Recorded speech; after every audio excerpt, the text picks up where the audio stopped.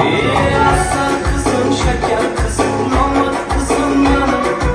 Erkek kızım, şirin sözüm, güzel kızım bana. Gözleri küzmüş alım, ahından babam çağım.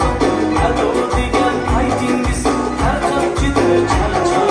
Kuyularınız çırayı, sızım tamam çırayı. Bilseniz siz men üçün, kanma demem çırayı. Aslan kızım, şeker kızım, damat kızım bana. Erkek kızım, şirin sözüm, güzel kızım bana.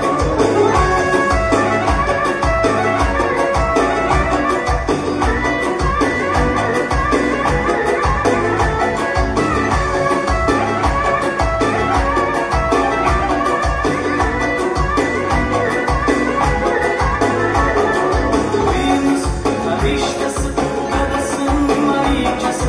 Siz bağınız reyhanı, anasının berikesi. Kuyumuz karıştası, dedesinin malikesi. Siz bağınız reyhanı, anasının berikesi. Koyunlu aslanı da aymanavsız sızmanı. Yengi koynakçenizde oynayıp biri kurtarı.